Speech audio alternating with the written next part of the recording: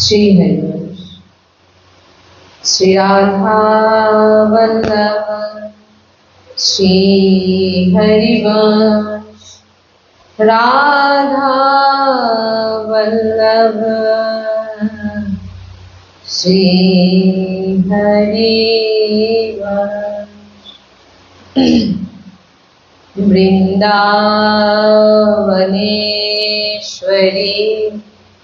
तवैव पदाय वृंदं प्रेमामृतेका मकरन्धरशोभपूर्णं हृत्तर्पितं मधुपते स्मरतापमोघ्र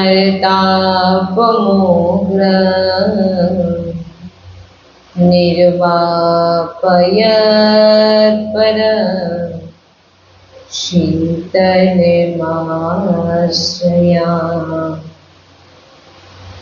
रसघन मोहनमूर्ति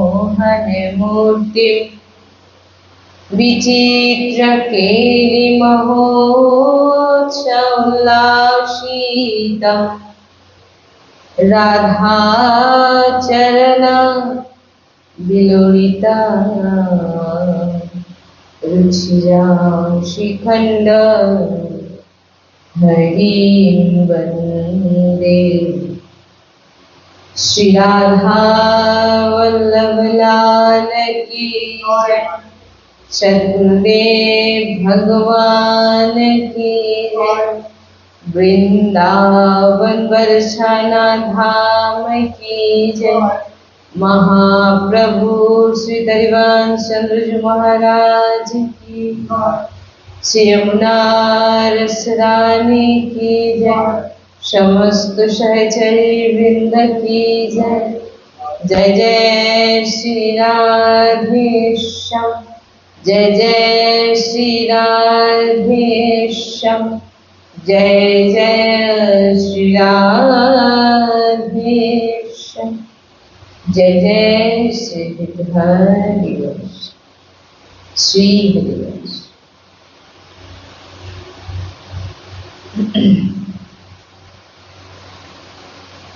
প্রত্যেক সাধকদের আজকের যে সৎসঙ্গ খুবই প্রয়োজন শ্রবণ করা। কারণ যখনই আমরা এই ভাগবতিক মার্গে প্রবেশ করি ভগবত কৃপাতে, তখন আমাদের জীবনে অনেক রকম ভাবে দুঃখ দুর্দশা বলুন, বিপদ আসতে থাকে। তখন উপাসক ব্যাকুল হয় যে আমি এত ভগবানকে ভজন করছি, নাম নিচ্ছি, তবু কেন আমার জীবনে এত দুঃখ দুর্দশা বিপদ বিঘ্ন কেন ঘিরে আছে? তো তাদের জন্য খুবই, যাদের মনে এমন ভাবনা আছে তাদের খুবই শোনার প্রয়োজন যে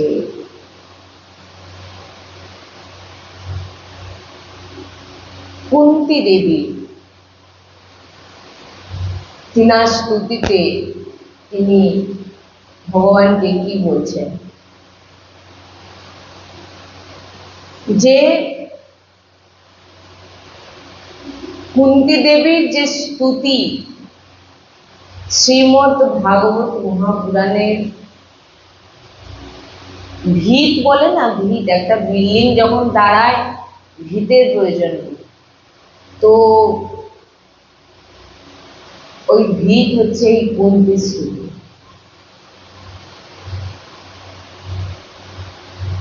পুরোপুরি ভাবে উপাসক যখন শুনবে এই কুন্তী স্তুতি, কুন্তী ভগবানের কাছে কি চাইছেন, তখন তারা বুঝতে পারবে যে আমাদের ভগবানের কাছে কি চাওয়া উচিত।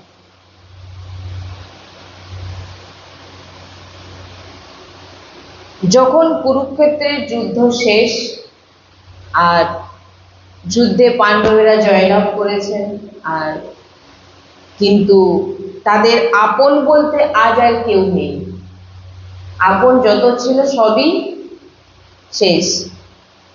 পাণ্ডব বংশ সমূলে ধ্বংস করার জন্য, পাণ্ডব বংশকে সমূলে ধ্বংস করার জন্য, পুরোপুরি যেই একজনও আছে তাকেও নষ্ট করার জন্য অশ্বত্থামা নিষ্ঠুরতায় দ্রৌপদীর ঘুমিয়ে আছে, নিদ্রায় বধ করেছিল। এবং পঞ্চপাণ্ডব, এখানে একটু বলি, যখন দ্রৌপদীর 5 পুত্রকে যখন অশ্বত্থামা যখন বধ করলো, সেই সময় দ্রৌপদীর স্থিতিটা একবার অনুভব করতে হয়। একটা নয়, দুটো নয়, 5 পুত্রই যখন একই সঙ্গে সেই মার ভিতরের যে যন্ত্রণা, সেটা আমরা কি অনুভব করে বলতে পারবো? ভগবান সঙ্গে ছিলেন না? ছিলেন না। ভগবান সেই শিবিরেও ছিলেন, যেখানে যুদ্ধ হয়েছিল সেখানেও ভগবান ছিলেন, এবং ওই দ্রৌপদীর পঞ্চপুত্রদের সঙ্গে পঞ্চ পাণ্ডবও শুয়েছে। কিন্তু ভগবান শ্রীকৃষ্ণের লীলায় পঞ্চ পাণ্ডব ওখান থেকে সরে যায়, আর যে দ্রৌপদীর পঞ্চপুত্র, এটা আমরা এবারে এখানে আমাদের বোঝার বিষয় আছে। এই জন্য বলেছেন যখন শ্রবণ করতে হয়, করবেন, শুধু পড়লে হয় না। ওই জন্য বলছেন স্বাধ্যায়তেও খুবই কঠিন, আর শোনা খুব কঠিন। শান্ত হয়ে এক জায়গায় বসে শোনাও যেমন খুব কঠিন, আর স্বাধ্যায়ও খুবই কঠিন। যখন আপনারা বৈষ্ণবের শৃঙ্খ শ্রবণ করবেন, তখন এর যে ভিতরের ভাবটাকে বুঝতে হবে। আমরা মুখে বলে দিই দ্রৌপদীর 5 পুত্র মারা গেছে, অমুক অমুক এই হয়েছে। এবারে আপনাদের ওই বিষয়টাকে বুঝতে হবে যে দ্রৌপদীর স্থিতি কেমন ছিল। যখন একটি মার একসঙ্গে 5টি পুত্র বধ হয়ে যায়, মারা যায়, সেই মার ভিতরের স্থিতি কোনো মাই বুঝতে পারবে, আর কেউ বুঝতে পারবে না। সে যে জ্বালা, সে যে যন্ত্রণা, সে যে কষ্ট, বলে কখনো সেটা বর্ণনা করা যায় না। তাহলে তার সঙ্গে ভগবান ছিল না? ছিল না। ভগবান ছিলেন। ভগবান দ্রৌপদীকে খুব ভালোবাসতেন, খুব প্রিয় ছিল। তাহলে দ্রৌপদী তো বলতে পারতো, আমার কেন পঞ্চপুত্রকে তিনি বাঁচালেন না, কেন? এটা তো বলতে পারবে। আবার যখন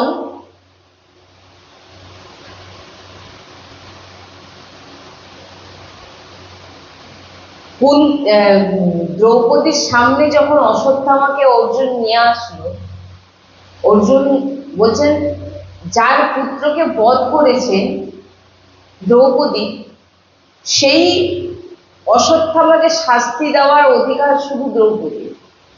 যখন দ্রৌপদীর সামনে নিয়ে আসলেন এবং দ্রৌপদীকে জিজ্ঞাসা করছেন একে কি করা যেতে পারে, আর এই শাস্তিটা তুমিই দেবে, আমরা দাঁড়িয়ে আছি, তুমি বললেই আমরা সেইভাবে কাজ করি। কিন্তু দ্রৌপদী কি বলেছিলেন যে একে ছেড়ে দাও। কি বলেছিলেন? আমরা হলে কি বলতাম? মেরে দাও, এই করো, তমুক করো, বলতাম না? ভাগবত শাস্ত্র আমাদের দৈন্য হতে শেখায়, ক্ষমা করতে শেখায়, যেটাকে কি বলে, বদলা। তুই আমাকে মেরেছিস, আমিও তোকে ছাড়বো না। শাস্ত্র এটা আমাদের শেখায় না, শাস্ত্র এটা আমাদের শেখায় না। শাস্ত্র আমাদের দৈন্য হতে শেখায়, শাস্ত্র আমাদের সৎ পথকে দেখায়, কিভাবে আমরা চলবো, কি করা উচিত। দ্রৌপদী কি বলছেন? দ্রৌপদী তো ভগবানের সঙ্গে ঝগড়া করেনি, কেন আমার পুত্রকে বাঁচালেন? দ্রৌপদী কি করছে এখানে? যখন তার আসামি, তার পুত্রকে যখন বধ করেছে, তাকে সামনে পেশ করা হয়েছে, সামনে আনা হয়েছে, তো কি শাস্তি দেবে? তোমার যেটা মন চায় তুমি দাও, আমরা আছি, ভগবানও সামনে আছে, ভগবানও সেইখানেই আছে, অর্জুনও, সবাই আছে। কুন্তি কি বলছেন? অশ্বত্থামাকে একে ছেড়ে দাও। দ্রৌপদী বলছেন একে ছেড়ে দাও। কেন? না, একে মেরে দিয়ে তো আর আমার পুত্র ফিরে আসবে না। যে পুত্র শোক আমি অনুভব করছি, ইনি হচ্ছে আমাদের গুরুপুত্র অশ্বত্থামা। তো গুরুমা, যিনি অশ্বত্থামার পিতা, তিনি আর নেই, কিন্তু তিনার স্ত্রী আছে, এবং তিনার স্ত্রীর একটিমাত্র অবলম্বন, যেহেতু তিনার স্বামী নেই, একটিমাত্র অবলম্বন হচ্ছে অশ্বত্থামা। যে এই অশ্বত্থামাকে যদি তোমরা মেরে দাও, তাহলে আমার মতো তিনি সেই একই শোকে, একে তো তিনার, আমার তো তবু 5 জন স্বামী আমাকে সান্ত্বনা দেওয়ার মতো আছে, কিন্তু তার যে কেউ নেই, ছেড়ে দাও। এইখানটা বুঝুন। তাহলে এইখানে দ্রৌপদী অনেক কিছু করতে পারতেন, সেখানে ভগবানও বিরাজমান ছিলেন। ভগবান তখন দাঁড়িয়ে দাঁড়িয়ে হাসছেন। যে ভগবানের যিনি ভক্ত হন, তিনার যে ডিসিশন বলতে পারেন, তিনারা তো ভগবানের সিদ্ধান্ত, তিনারা তো ভগবানের কথা অনুযায়ী চলে, ভগবানের বাণী অনুযায়ী চলে, ভগবানের প্রতি তার পূর্ণরূপে, কারণ দ্রৌপদী আর দ্বিতীয়বার সে ভুল করতে চায় না। কোন ভুল? না, প্রথমে দ্রৌপদী কি করেছিলেন, যখন বস্ত্র হরণ হয় তখন দ্রৌপদী কিন্তু অন্য কারোর সাহারা নিয়েছিলেন, তার অহংকার ছিল। অথচ ভগবানের সব থেকে প্রিয়, ভগবানের সঙ্গে বসে, ভগবানের সঙ্গে হাসেন, কথা বলেন, সেই দ্রৌপদীর যখন বস্ত্র হরণ হচ্ছে, দ্রৌপদী কিন্তু তার স্বামী, বলবান স্বামী, এই অহংকার তার মধ্যে ছিল। ভগবানকে প্রথমে ডাকেননি, জানেন আমার মনের ভিতরেও আসে না। আমরা যখন খুব বিপদে পড়ি, দেখবেন আপনার আশেপাশে বা আপনার যতক্ষণ শরীরে বল আছে বা আপনার আশেপাশে, সেটাকে আপনি প্রয়োগ করবেন, লাস্টে আপনি ভগবানকে ডাকবেন। তখন ভগবান বলে, কেন ভাই আমাকে এখন ডাকছো? যখন কেউ আসেনি তখন আমাকে ডাকতে এসেছো। তুমি প্রথমেই ভগবানের আশ্রিত হও না, তবে তো তোমাকে ভগবান সব কিছু থেকে তোমাকে রাস্তা বার করে দেবে। বিপদ আপনার আসবে, কষ্ট আপনার আসবে, দুঃখ আপনার আসবে, কিন্তু রাস্তাটা তিনিই বার করে। সবার কাছে যাচ্ছেন দ্রৌপদী আজকে, কিন্তু ভগবানের নাম একবারও নেয়নি যে আমাকে রক্ষা করে। বল, নিজের বল, আমার স্বামী আছে, পিতামহ ভীষ্ম বসে আছে, মহা মহা বলবান শক্তিশালী, সভায় সবাই বিরাজমান, আমাকে কে নির্বস্ত্র করতে পারে? যখন সবার কাছ থেকে ঘুরে ঘুরে সবাই মাথা নিচু করে বসে আছেন, তখন কি বল আসলো? না, নিজের হাতের বল, হাত দিয়ে ধরে রেখেছেন।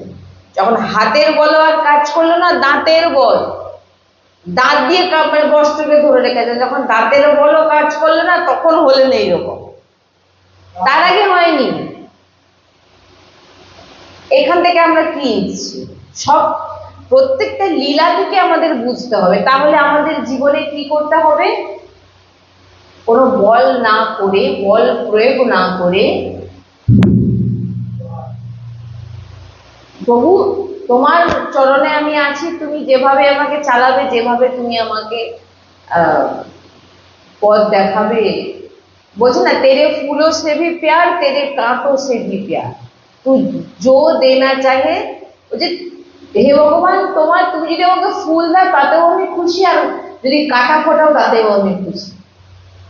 তুমি তোমার যেটা ভালো লাগে তুমি দাও, দুঃখ দাও সুখ দাও, তোমার ব্যাপার। কারণ আমরা চাইলেও কখনো কিন্তু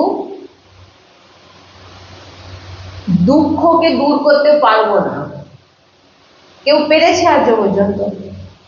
দুঃখকে দূর করতে পেরেছে? অনেক প্রয়াস করেছে, অনেক চেষ্টা করেছে, কিন্তু সে তার জীবন থেকে কিন্তু দুঃখকেও দূর করতে পারেনি, আর সুখকেও দূর করতে পারেনি। যতটুকু সুখ তার কর্ম অনুযায়ী প্রাপ্তি, সে কিন্তু সেই সুখ পাবেই, আর যতটুকু দুঃখ সে দুঃখ পাবে। আপনি না চাইতেও আপনাকে অর্থ আপনার কাছে চলে আসবে, আর আপনি চেয়ে প্রয়াস করেও দিন রাত, সকাল থেকে রাত পর্যন্ত খেটেও আপনি সেই অর্থ রোজগার করতে পারবেন। আমাদের বল কিচ্ছুতে নেই, আমরা একটি বলে বলবান, সেটা হচ্ছে ভগবত আশ্রয়, যেটা সবসময় এখান থেকে বলা হয়। তাই বলছে যে যখন দ্রৌপদী দাঁতের বলও যখন কাজ করলো না, দ্বারকাধীশ ভগবান শ্রীকৃষ্ণ দ্বারকাধীশে বসে পাচ্ছেন, আর অশ্রু মানে পাবেন মুখে শুধু তুলেছে, চোখ দিয়ে নেত্র দিয়ে অশ্রু বর্ষণ হয়ে যাচ্ছে, তখন পটরানী সব জিজ্ঞাসা করছেন ভগবান আপনি যে আজকে আমাকে কেউ ডাকছে না, তাহলে আপনি যান না। বলে না, যদি কেউ আমাকে চায় আমি তার কাছে কি করে যেতে পারি? কি বলছেন ভগবান? আমাকে যদি কেউ না চায়, তার তো বল আছে। যতক্ষণ আপনি নিজের বল প্রয়োগ করছেন ততক্ষণ কিন্তু আপনি ভগবত কৃপা থেকে দূরে থাকবেন, আর যেখানে আপনি নেই সেখানে ভগবান আছে। যখন সব কিছু দিক থেকে হেরে গেলেন, দু বাহু তুলে দিয়ে বললেন হে দ্বারকাধীশ, দ্বারকাধীশ সবে মুখে নেবেন তত ফেলে দিয়ে তৎক্ষণাৎ বস্ত্র অবতার নিয়ে নিলেন, বস্ত্র হয়ে গেলেন। বস্ত্র আর শেষ করতেই পারল না, টেনে টেনে বস্ত্র রূপ নিয়ে নিলেন, দিয়ে দ্রৌপদীকে রক্ষা করলেন। তো এই যে দ্রৌপদীর এই যে বস্ত্রহরণ লীলা, এটাকেই যদি কেউ নিয়ে নেয় ঠিকভাবে, না তাকে আর কিচ্ছু লাগবে না সারা জীবন। ওই লীলাটাকে যদি ভাবতে থাকে যে দ্রৌপদী তার প্রথম স্বামীর আশ্রয় নিয়েছিল, তারপরে পিতামহ ভীষ্ম, গুরু সবাই বিরাজমান, এমন কেউ নেই ওখানে যে কারোর বল নেই, বিশাল বলবান সব মহাযোদ্ধা সব বসে আছে, সবার মুখ নিচে, কেউ কিছু করছেন না। তারপর যখন নিজের দেহের বলের চিন্তা আসলো, যে দ্রৌপদীকে কি আপনি সাধারণ ভেবেছেন নাকি? দ্রৌপদী কোনো সাধারণ কেউ নয়। এই যে ভগবানের যত লীলা দেখছেন সবই যেমন আমরা কি সিনেমা দেখতে যাই, সিনেমা দেখতে গেলে আগে থেকে সব লেখা থাকে, কেউ অভিনয় করে, আমরা শুধু হলে বসে দেখি। এই যে মহাভারতের যুদ্ধ, এ সব কিছু ভগবান তার লিখে সব যারা যারা রোল করবে সব নির্ধারিত হয়ে আছে। কেউ এখানে সাধারণ নয়। ধৃতরাষ্ট্র থেকে শুরু করে দুর্যোধন থেকে শুরু করে এখানে কেউ কোনো যোদ্ধা বলুন, এখানে পাণ্ডব বলুন, কৌরব বলুন, আপনি শকুনি মামা বলুন, কর্ণ বলুন, যত আছে এখানে কেউ কিন্তু সাধারণ নয়, সবই ভগবানের লীলা পাত্র। আজকে যদি মহাভারতের এই লীলা যদি আর না থাকতো, আমরা সঠিক পথ খুঁজে পেতাম না। আমাদের সঠিক রাস্তা দেখায় এই শাস্ত্র। ভগবান তার লীলার মাধ্যমে আমাদের বলে গেছেন যে কিভাবে ভগবান বলছেন আমি যা করছি সেটা না, সেটা তুমি দেখবে না, আমি যেটা বলছি সেটা পালন করো। ভগবান যে যত লীলা দেখছেন, এই লীলার মধ্যে থেকে আমাদের নিতে হবে। বৈষ্ণবদের শ্রীমুখে শ্রবণ করে সার আপনাকে দিয়ে দেবে কি না, আমরা যেটা সদ্গুরুদেব ভগবানের কাছে পেয়েছি যে আশ্রয়। লাস্টে কিন্তু শেষমেশ আপনাকে ওইতেই আসতে হবে, ভগবান তুমি দেখে নাও, যা করবে করো। লাস্টে আমাদের ভিতরে এটাই আসবে, এবারে ভগবানের হাতে। কেউ বলে এবারে ভগবানের হাতে, কেউ বলে আমি ভগবানের উপর ছেড়ে দিলাম, কেউ বলছে আমার আর কিছু করার নেই, কারণ সে যা করার করে নিয়েছে। লাস্ট শেষমেশ কিন্তু এটাতেই আসতে হয় যে ভগবান তুমি এবার যা করবে করো। তা সেটা তুমি আগে ভাবতেই পারতে। তাই দ্রৌপদীর চরিত্র, দ্রৌপদী যখন এই বস্ত্রহরণ লীলা এইটুকু যে শুনে নেবে আর বুঝে নেবে, সে তাকে আর হয়তো সারা জীবন কিছু না শুনে সে শুধু এইটুকু ধারণ করে। দ্রৌপদী লাস্টে কি করেছিলেন, দু বাহু তুলে যখন দিলেন যেটা এবারে আমার যা হওয়ার, ভগবান তাকে নির্বস্ত্র হতে দেয়। তাই যখন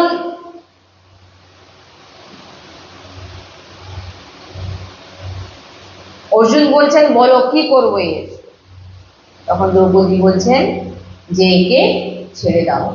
আমি চাই না যে আমার মতো যে কষ্ট, যে শোক আমি আছি, যে যন্ত্রণায় যে পীড়ায় আমি আছি, আমি চাই না যে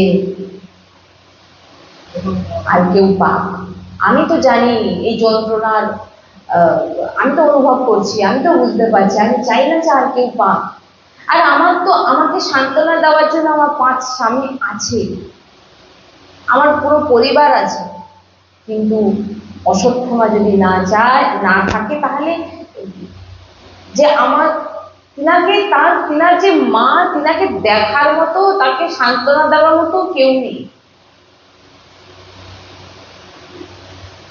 ভাবুন এইরকম স্থিতি, এইরকম পরিস্থিতির মধ্যে কিভাবে দ্রৌপদী কি বলছে। এই জন্যে ক্ষমা করতে শিখতে হয়। সব কিছুই ভগবানের ইচ্ছেতে হচ্ছে, সব কিছু আমাদের কর্ম অনুযায়ী হচ্ছে।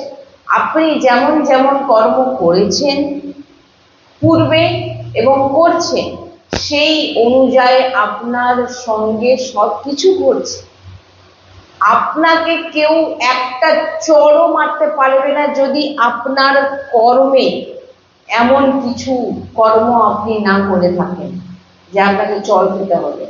কেউ আপনার গায়েও হাত দিতে পারবে না, আপনাকে কেউ একটা খারাপ কথাও বলতে পারবে না যদি আপনার সেরকম কর্ম না থাকে। এটা আপনি বুঝবেন কখন, কিন্তু আপনার কেউ নিন্দা করে দিলে আপনি তার সঙ্গে ঝগড়া করতে গেলেন, তুই আমার নামে এরকম বললি, নিজেকে বড় দেখানো, আমি সব করছি, আমার দ্বারা সবকিছু হচ্ছে, আমি মহান। এই সমস্ত লীলা থেকে মানে মহাভারতের মধ্যে এমন কিছু নেই যেটা মানে আপনাকে সব শিক্ষা দিয়ে দেবে, সব কিছু এর মধ্যে আছে।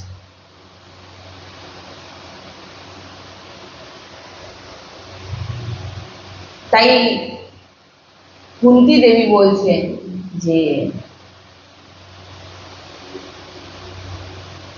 যুদ্ধের সময় অর্জুন সারথী রূপে ভগবান শ্রীকৃষ্ণকে অলৌকিক যে কার্যাবলী সচক্ষে দেখেছেন অর্জুন।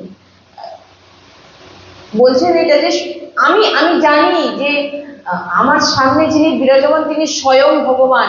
কুন্তী বলছেন যখন সব যুদ্ধ শেষ, পাণ্ডবরা জয়লাভ করেছেন, সবকিছু পেয়ে গেছেন, এবারে ভগবান কিন্তু যখন জয়লাভ করে সমস্ত কিছু পেয়ে গেলেন, আজকে রাজত্ব, এবারে ভগবান শ্রীকৃষ্ণ কি করছেন, রথে উঠে চলে যাচ্ছেন কোথায়, দ্বারকায়।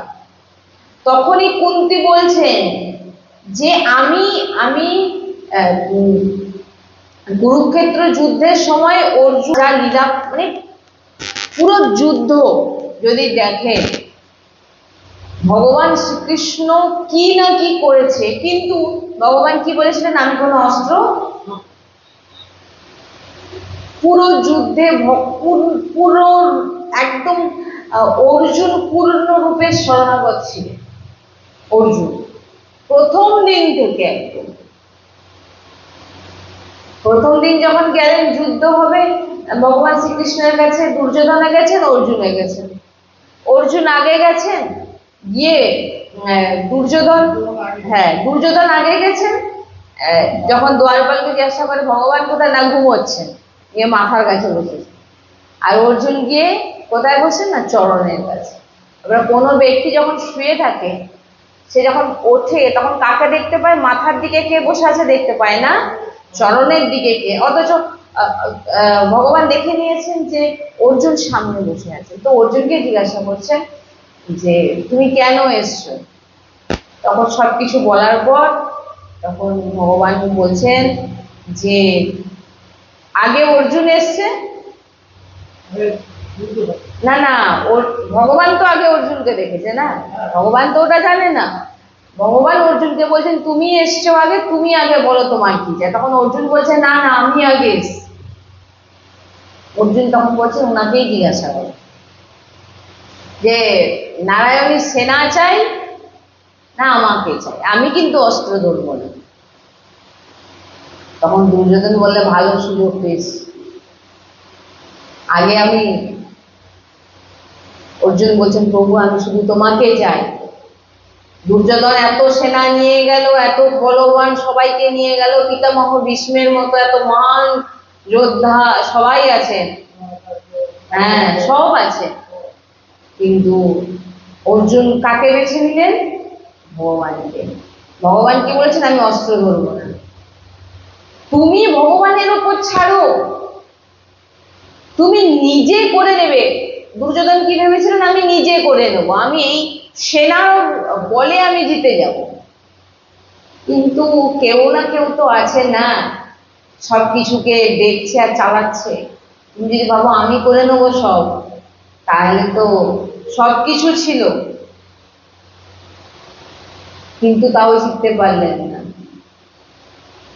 ভগবানের কত আরো গভীর গভীর লীলা, এর মধ্যে অদ্ভুত মহাভারতের ভিতরে এমন এমন কিছু কিছু লীলা আছে আপনাকে পুরো বদলে দেবে শ্রবণ করলে। যে ভগবান ভক্ত যদি তার ভগবানের চরণে পূর্ণরূপে আশ্রিত হয়ে যায়, নিজের বল যদি শুধু ভগবানকেই মানে, ভগবানের বলেই বলবান, তাহলে তার গতি কি হয়।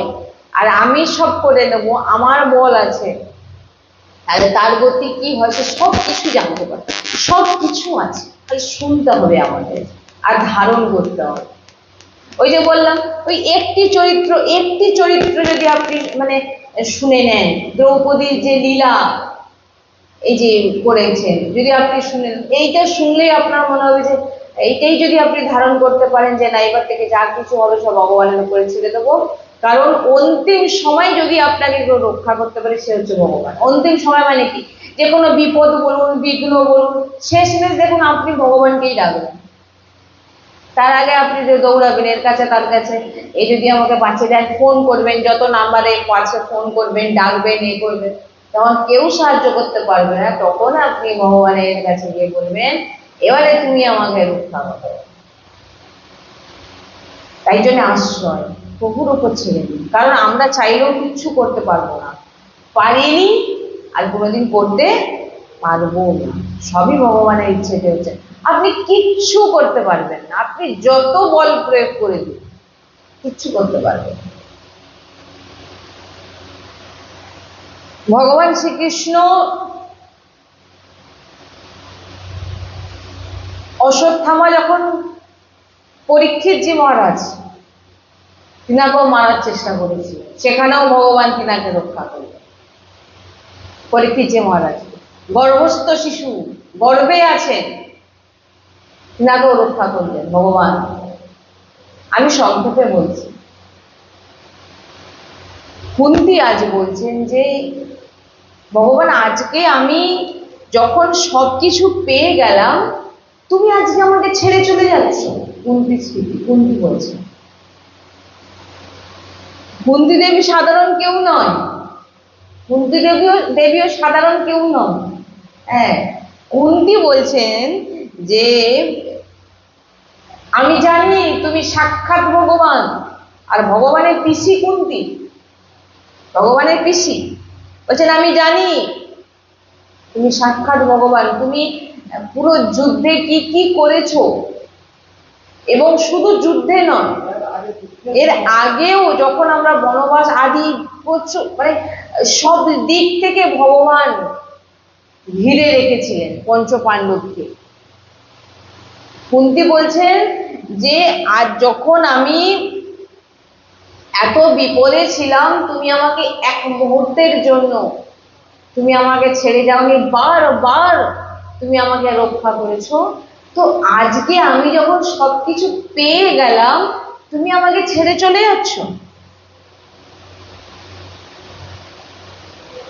তখন রথের সামনে দাঁড়িয়ে আছেন আর ভগবানকে বলছেন একটি মাত্র বংশধর আর বেঁচে আছেন পরীক্ষিত, তাকেও মারার জন্য চেষ্টা করেছিলেন ক্রোধিত হয়ে অশ্বত্থামা, তাকেও ভগবান রক্ষা করলেন। নাহলে যদি আর পরীক্ষিত না থাকতেন আমরা ভাগবত পেতাম? শ্রীমদ ভাগবত মহাপুরাণ যে আমরা শ্রবণ করছি, শ্রোতা কে ছিলেন?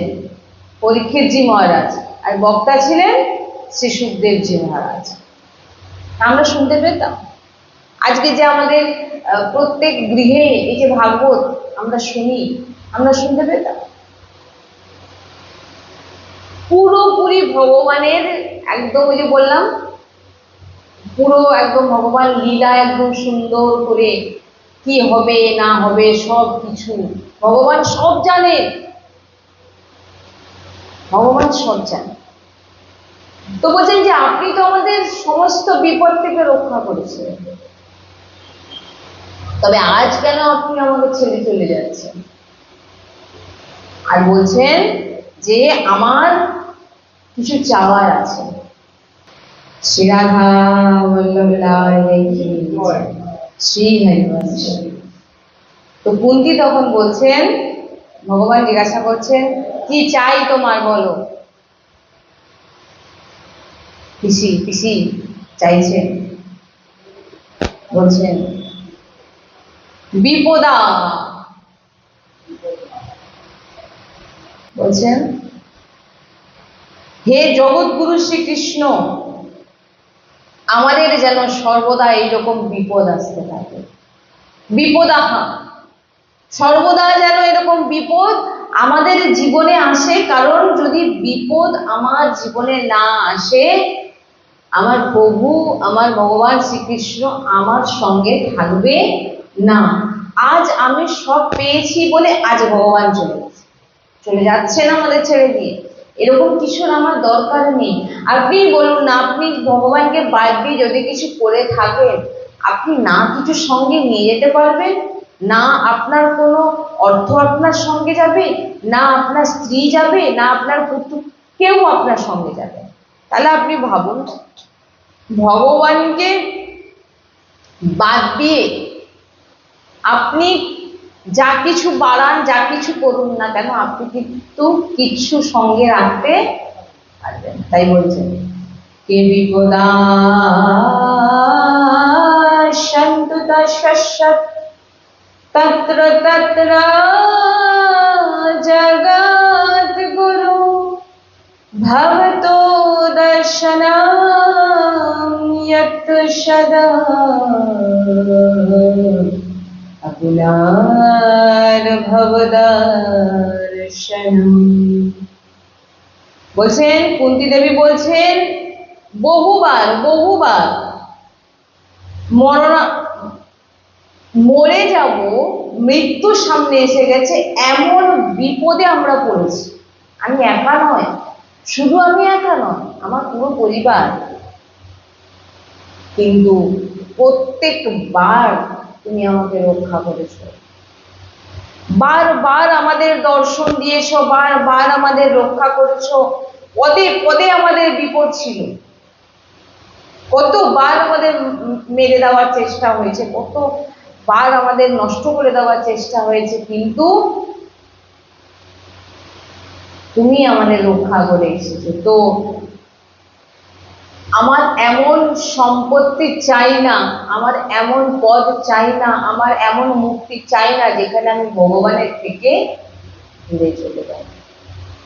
ভাগবতী, শ্রীমদ ভাগবত মহাপুরাণে কুন্তী দেবী বলছেন, আজকে আজকে আমার ঐশ্বর্য বাড়ছে, আজ আমার পদ প্রতিষ্ঠা বাড়ছে, আজ আমার সবকিছু বাড়ছে, কিন্তু আমার জীবন থেকে আমার কৃষ্ণ চলে যাচ্ছে। কুন্তী দেবী বলছে, আমার এমন সুখের দরকার নেই, আমাকে বিপদ দাও। পঞ্চপাণ্ডবের পায়ের নিচ থেকে যেন মাটি সরে যাচ্ছে, কি বলছে না, বিপদ দাও। যদি এরকম কেউ শোনেন যে ভগবানের কাছে আপনি কি চাইছেন, ভগবান আমাকে বিপদ দাও, আপনার পাশে যারা আছেন তারা যখন শুনবেন তারা কি চাইছে, কিন্তু কুন্তী দেবী জানেন যে সে কি চাইছে। তাই বলছেন যে অভিমান শূন্য দিন জনেই তুমি বন্ধু, যার অভিমান ভিতরে নেই, যার মধ্যে অহংকার নেই, ক্রোধ নেই, নির্বল, তার সাথে সবসময় তুমি রয়েছো। যার যে দিনহীন, ওই জন্য তোমার এক নাম দিনের নাথ, দীনানাথ। হ্যাঁ, তো আজকে আমি আমার সব ফিরে আসতে তুমি আমাকে ছেড়ে চলে যাচ্ছ। এমন সম্পত্তির আমার দরকার নেই, এমন সুখের আমার দরকার নেই, বারবার আমাকে তুমি বিপদ দাও, বিপদাহা, বিপদ দাও বারবার।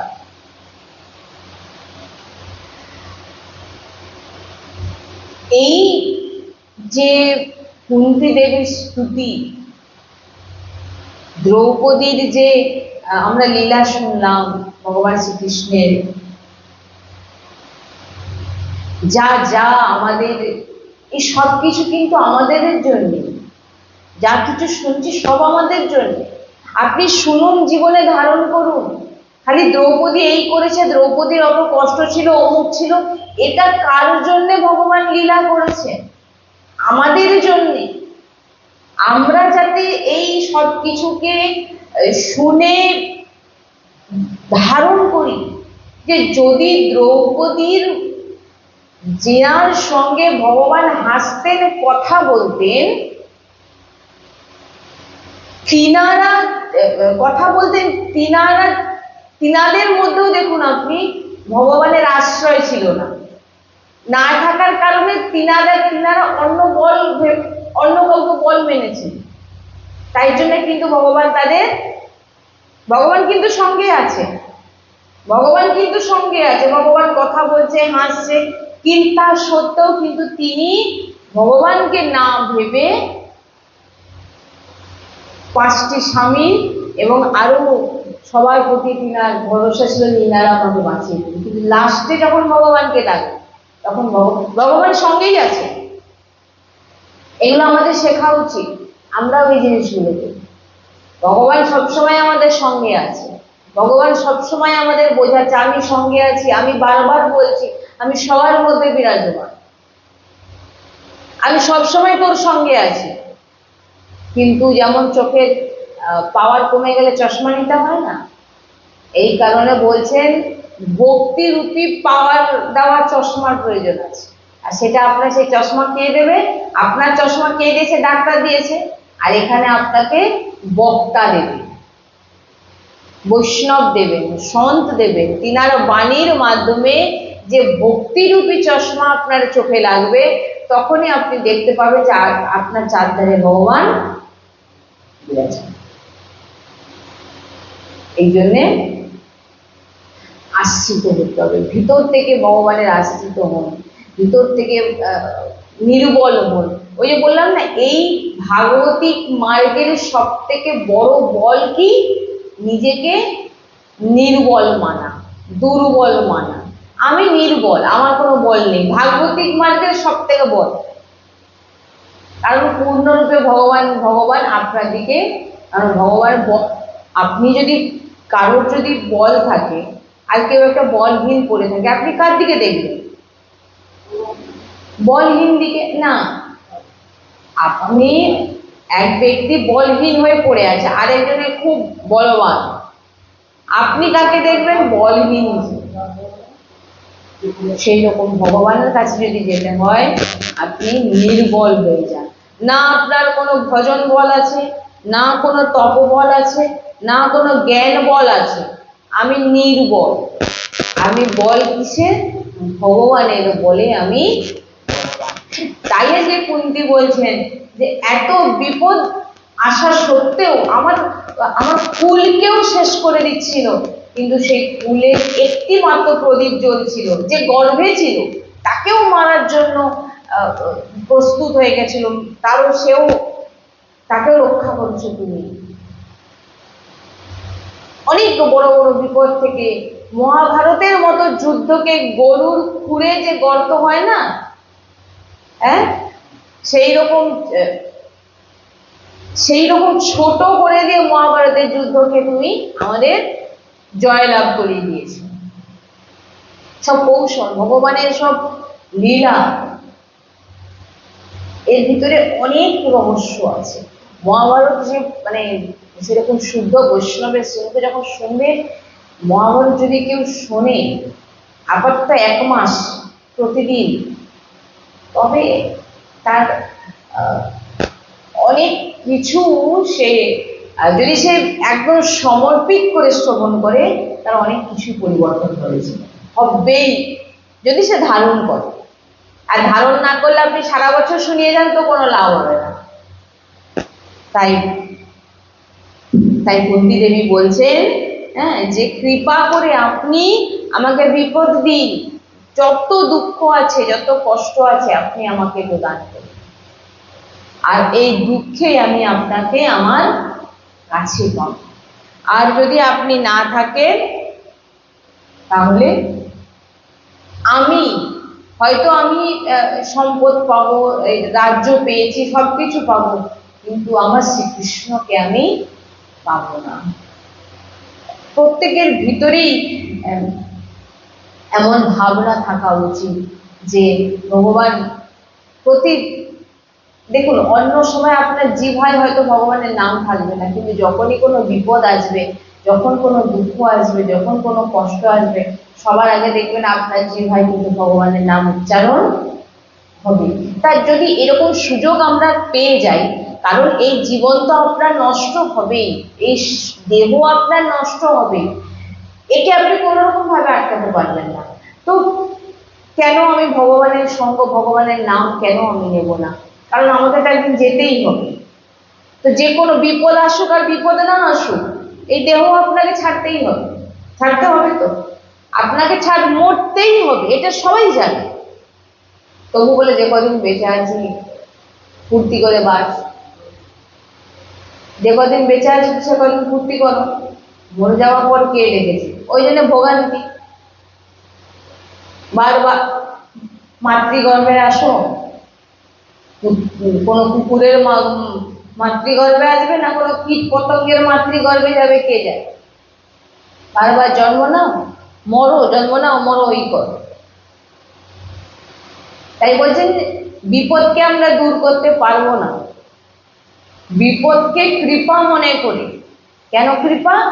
বিপদেই ভগবানের নাম আমাদের জিহ্বায় আছে। কুন্তী দেবী বলছেন, বিপদে প্রভু তুমি আমার সঙ্গে ছিলেন, কিন্তু আজকে আমার যখনই সব বিপদ দূর হয়ে গেল, আমার কাছ থেকে দূরে চলে যাচ্ছেন আমার প্রাণপ্রিয় ভগবান শ্রীকৃষ্ণ। তাই আমি এমন সুখ চাই না, এমন দুঃখ, এমন রাজ্য আমি চাই না যে যাতে আমার শ্রীকৃষ্ণ আমার থেকে দূরে চলে যায়। দেখবেন এরকম বেশিরভাগই হয়ে থাকে যে ভগবানকে ভুলে গিয়ে যদি আপনি কোনো কাজ করেন, সেখানে আপনাকে কিন্তু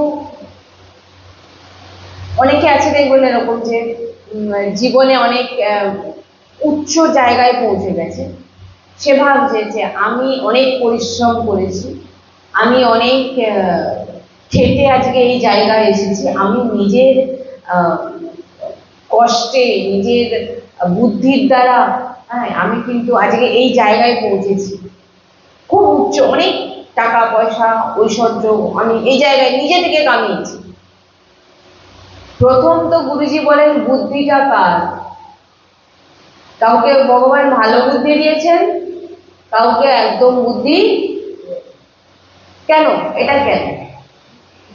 কেউ খুব বুদ্ধিমান, তাহলে কেউ না কেউ তো একজন দিয়েছে, এটা তো মানতে হবে যে কেউ না কেউ দিয়েছে। এটা কোথা থেকে আসছে? না নিজের কর্ম অনুযায়ী। তুমি যেমন কর্ম করবে সেই অনুযায়ী তোমাকে, তোমার যদি ভালো কর্ম থাকে তোমাকে অনেক বুদ্ধি দিয়ে তোমাকে অনেক উচ্চে নিয়ে যাবে।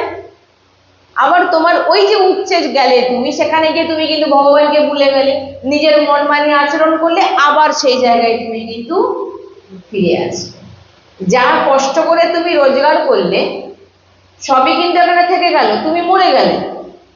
ওই যে যেটা বলছো না যে অনেক কষ্ট করে আমি আজকে এখানে পৌঁছেছি, অনেক ট্রাভেল করে আমি এখানে পৌঁছেছি, দিয়ে তুমি মরে গেলে, তোমার যত সার্টিফিকেট তোমার সব জ্বালিয়ে দেবে, তোমার যত অর্থ আছে সব ভাগাভাগি করে দেবে, তোমার বাড়ি গাড়ি সব ভাগাভাগি করে দেবে, তোমাকে চিতায় জ্বালিয়ে দেবে, তোমার ছবিটাকেও পরে ঘর থেকে ফেলে দেবে, তোমাকে কেউ মনে রাখবে না।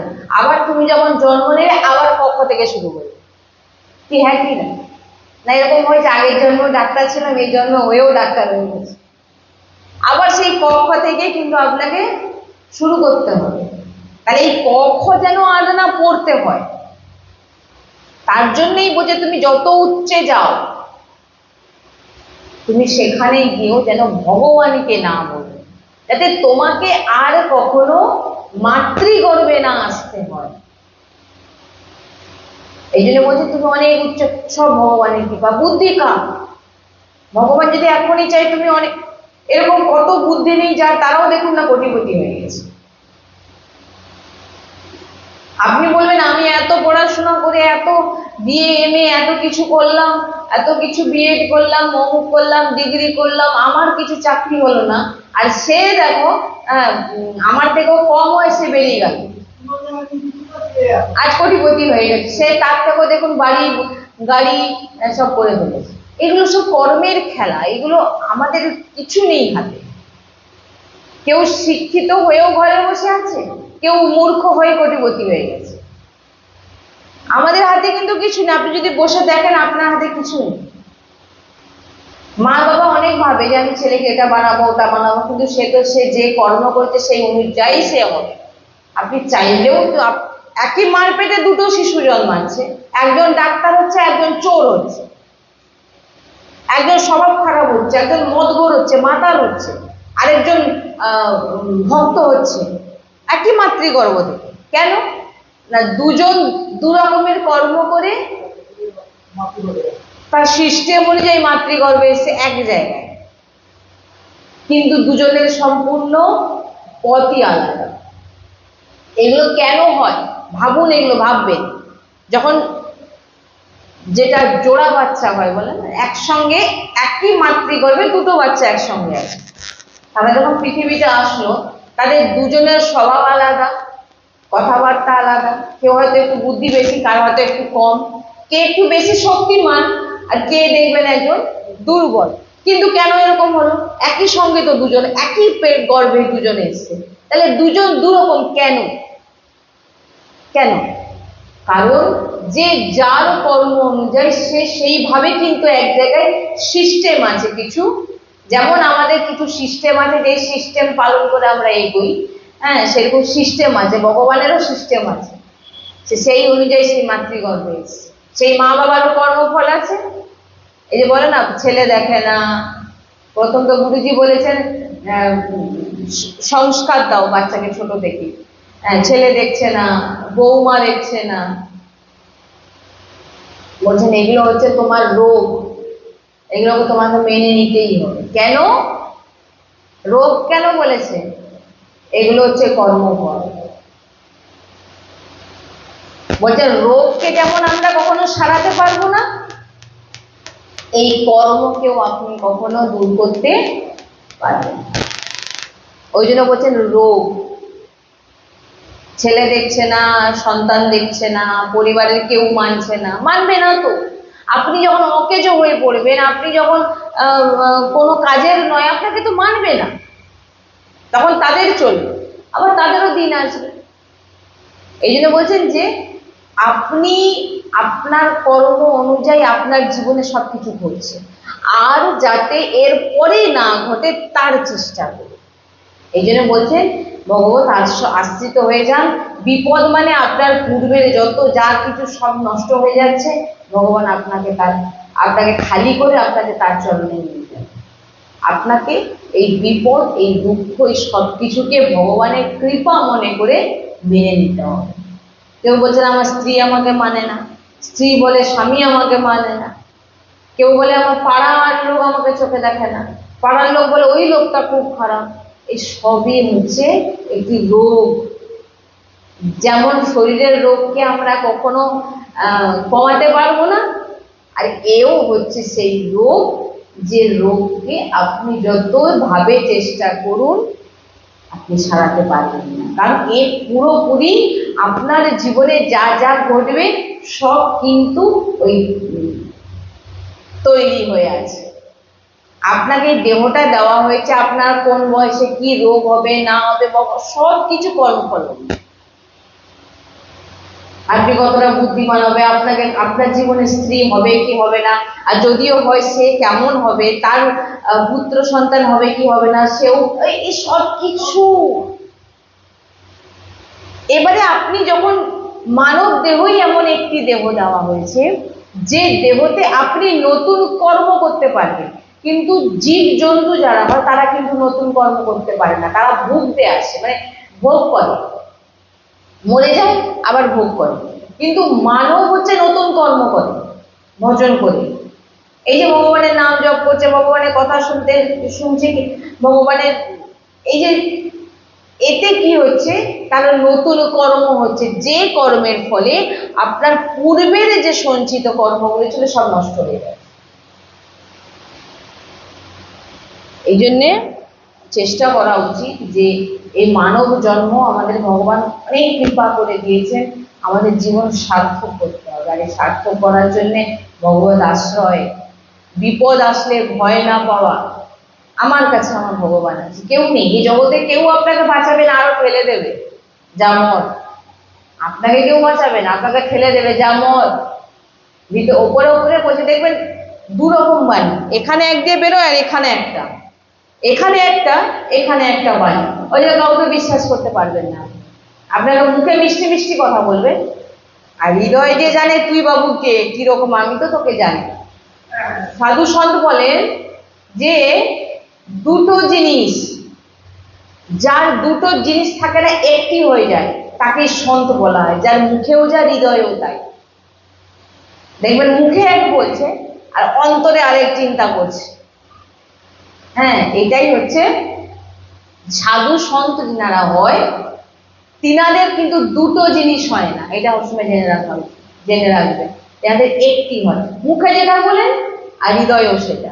নাহলে মুখে বলছেন আপনি কি ভালো, আপনার মতো লোক হয় না, ভিতরে বলছে তোর আমি ভালোভাবে তোকে চিনি, কি সব। বুঝতে পারছেন তো? এইটাই হচ্ছে আমাদের দশা হয়ে থাকে, যে আমরা সব কর্ম খারাপ করছি, হ্যাঁ, একে খারাপ বলছি, তাকে নিন্দা করছি, দুঃখ করছি, নিজের দুঃখ অপরকে গিয়ে বলছি। বলছেন না, কুন্তি দেবী তাই বলছেন ভাগবতের প্রথম যে কুন্তি স্তুতি সব থেকে, ওই বললাম না যে ভিক, ভাগবত শোনার আগে আগে ভগবানের চরণে নিজেকে সমর্পিত করে দাও, দিয়ে বলো প্রভু তুমি আমাকে বিপদ দাও, দুঃখ দাও, যাই দাও না কেন, তুমি আমাকে কখনো ছেড়ে যেও। আর যদি সুখ চলে আসে তাহলে জেনে নিতে। ওই জন্য বলছে না যে কেউ যখন আপনাকে নিন্দা করবেন তাকে বারবার প্রণাম করো, আর কেউ স্তুতি করলে তার থেকে পালিয়ে যাও। কারণ ওই স্তুতি মানে আপনাকে কেউ ভালো বলছে আর শুনে কি হবে, আপনার অহংকার বাড়বে। কিন্তু আপনাকে যদি কেউ নিন্দা করে তখন এক তো আপনার সমস্ত খারাপ কর্ম তো সেটার মাথায় নিচ্ছে, আর দ্বিতীয় হচ্ছে আপনি অহংকার শূন্য হবে। ওই জন্য স্তুতি আপনি কখনো শুধু স্তুতি কার শুনবেন? ভগবানের। এই যে কুন্তি স্তুতি করছেন, কার করছেন? ভগবানের। স্তুতি শুনতে হয় তো ভগবানের শুনবেন। নিজের কোনোদিন শুনবেন না আর অন্যর কোনোদিন করবেন না। সে না কি ভালো ছিল, কালকে তোমাকে একটা উল্টো পাল্টা বলে দিলে তুমি তাকে এখনই বলে দেবে। এর মতো বাজে লোক আর কেউ নেই। বুঝতে পারছেন? আমরা আবার সৎসঙ্গে চেষ্টা করব কোন দৃষ্টিতে আলোচনা করার। শ্রী রাধা বল্লভ লাল কি জয়। শ্রী হরিবংশ। রাধে রাধে রাধে রাধে রাধে রাধে রাধে রাধে রাধে রাধে রাধে। সদ্গুরুদেব ভগবান কি জয়। সদ্গুরুদেব ভগবান কি জয়। সদ্গুরুদেব ভগবান কি জয়। জয় জয় শ্রী হরিবংশ।